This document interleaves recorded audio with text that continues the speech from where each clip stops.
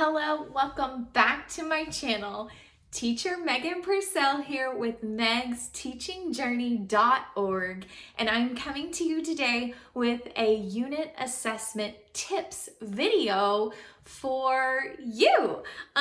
So one of the things that, especially for level 2 assessments, they can be a little deceptive because you have your mid-assessment that has your student reviewing before their actual assessment, and then you have assessments that are kind of designed to be done quickly. And so you're kind of in this realm of, oh no, I have this fast finisher and they're done with their lesson at like minute 15 or 20, and you're like, what in the world am I gonna do? And one of the main complaints that VIPKID gets is that with unit assessment specifically, is that teachers finish early and their student isn't learning anything and they've paid for a full 25 minutes, and that's not good. We always want to have learning going on in that full 25 minutes.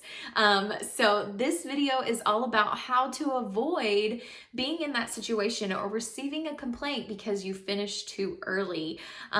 So we're gonna jump in, and I've got some tips and tricks for unit assessments. Number one for my unit assessment tips is to prepare. So you can prepare ahead of time, not only by looking at the slides themselves, but going into that student info and looking like where they are as far as each category. So you can look and see where they struggle. So if they struggle with grammar, you know that when you get to that grammar part of the assessment, that's probably going to slow down a little bit.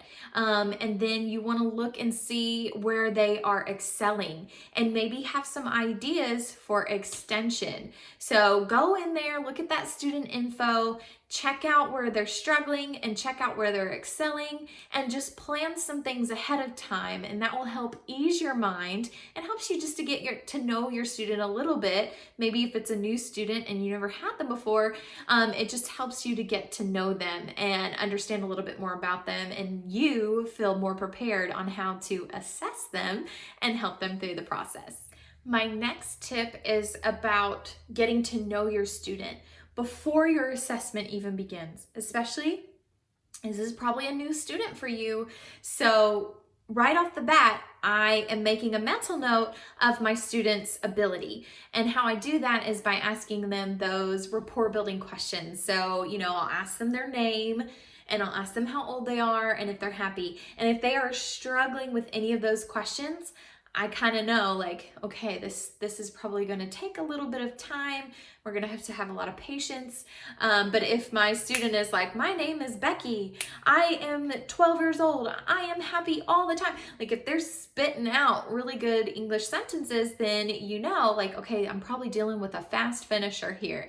So use that beginning opening slide to assess your student and make a mental note of where they are with their English learning abilities. Okay, so my next tip is all about fast finishers.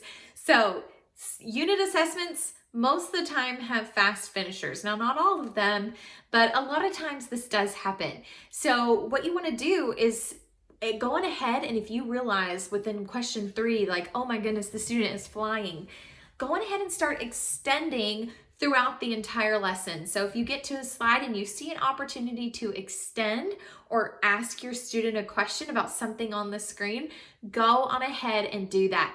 Generally, what happens is they give you an answer, and then based off their answer, you can either continue to extend or you can stop and move on to the next question. So make sure if you do have that fast finisher that you are extending throughout the lesson. And if I've already established that I'm pretty certain that this is going to be a fast finisher, having a good reward system too can also fill some of that time, but make sure that your reward system is interactive and that they can talk to you about it.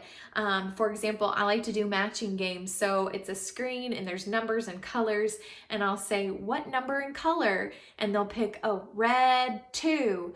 And then I'll ask them what the object is, and then I'll say, oh, find the other smiley face.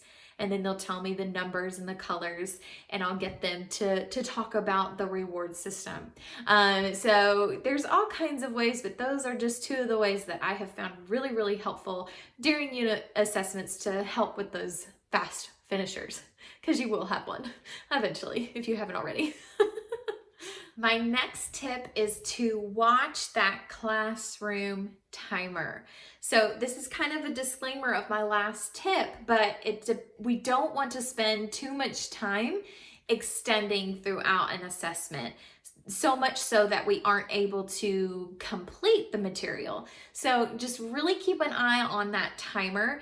I said in my other assessment video to spend about 5 minutes per level. Now that's not including your final project. You shouldn't have to take 5 minutes for the project presentation, but 5 minutes per level is usually about what I spend, and my student is able to answer those questions. So I'm just watching that timer, and if I have a minute left in a level, then I'll, kind of go and I'll start extending. So if you want to wait till the end of the level before you start extending, that's okay, but just be taking mental notes of how you want to extend. And then if you're really nervous about it and you want to make sure you get through all the material, just be prepared with tons of questions to extend at the end of your lesson. And then of course you can always play games, but again, make sure that your games at the end of your assessment are something that you can talk with your student. You don't want to just sit there and play tic-tac-toe and not say anything. Although my students love tic-tac-toe, I have a version of it where they can tell me where they want their marker to go. So make sure you are engaging with your student when you are extending, whether it's at the end of your assessment. So watch that timer, be very, very careful, very careful. Okay, my next tip is all about transition and those transition slides. So we want to use those transition slides to show our student their progress, but then also I use it for the reward opportunity. So whenever my student starts a new level, I go, level 1, let's begin, here we go. And I'll circle the begin button and we'll go into the questions. And then once they've answered all the questions for that level, then I'm like, we get to our level complete slide and I'm like, yay, excellent, da da da da da, you get a star. And then we want to make sure that we can, here's an opportunity to extend by using your reward system. So for example, I had a student that was doing a lesson on foods, and it talked a lot about fruits. And so I have a reward system that I give fruit to my student. And so it has grapes, it has oranges, strawberries, bananas, apples, pineapples, watermelons. And so I'll give the student some fruit and I'll ask them what it is. And then I'll ask them if they like it or not. And so we have some extension opportunities to kind of talk about the different fruits, and fruits that are within the lesson, and then fruits that aren't. Like pineapple's not one that's within that lesson, or I think watermelon isn't either.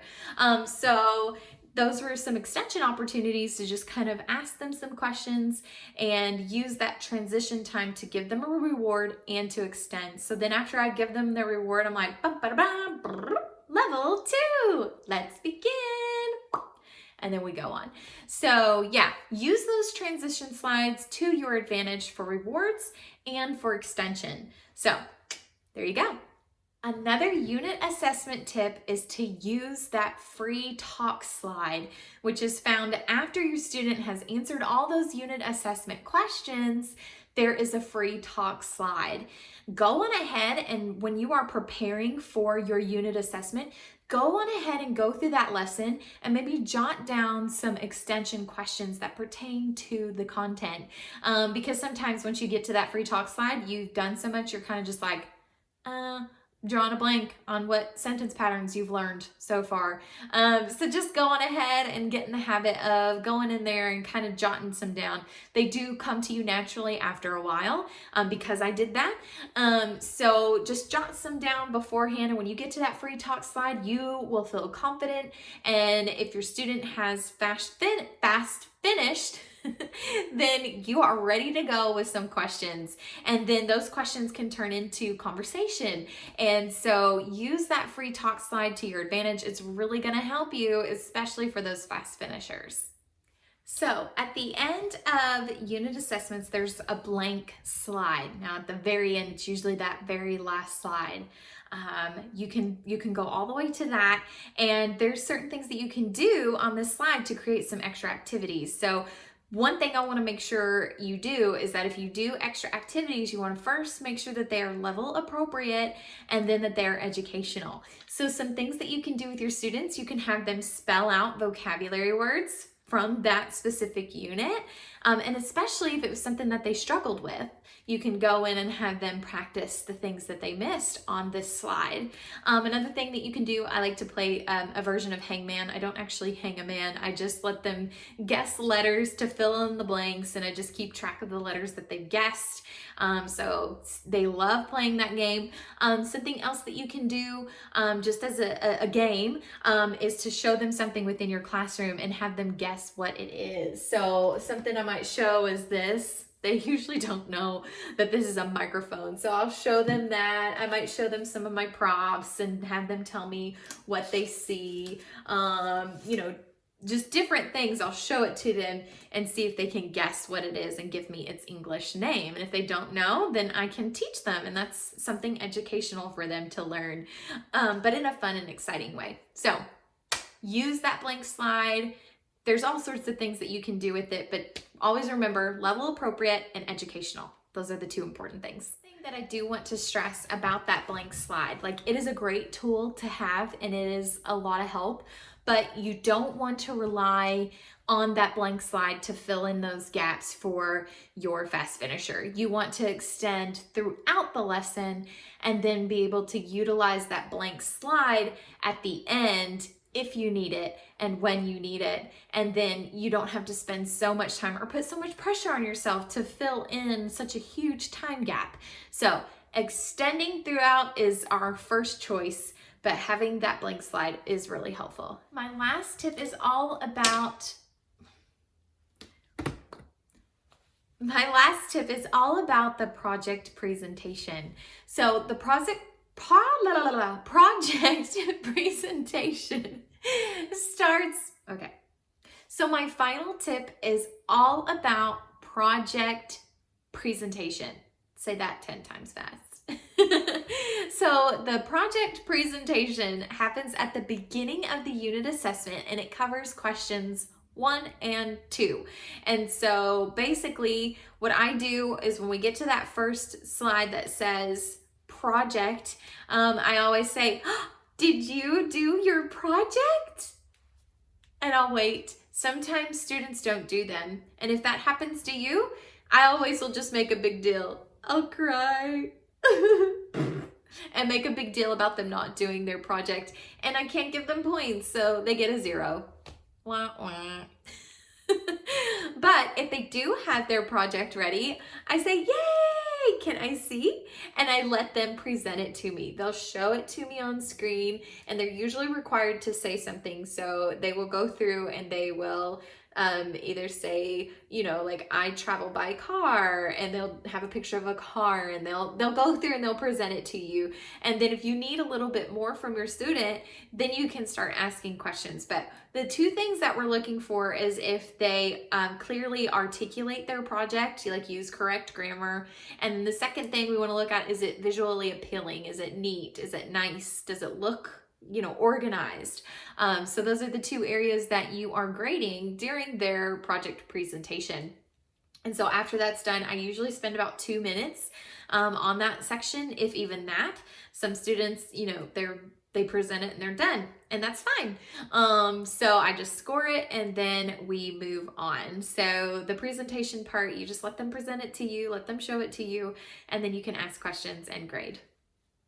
So there are my tips and tricks for unit assessments. I hope that you enjoyed this video and that you found something in here that helped you along the way prepare for unit assessments. So if you didn't at the beginning of this video, please go on ahead and subscribe to my channel. I present weekly content for you, and whether you're a new teacher, a seasoned teacher, or not a teacher at all, this channel is for you. I have videos for everyone. So go on ahead and subscribe. If you have any questions, I would love for you to comment below, leave those questions, or if you're more comfortable sending me an email, go on ahead and do that right here. I am here to help you. I am here to serve you and encourage you all along the way. Thank you again for watching, and I hope you have a wonderful day. Bye.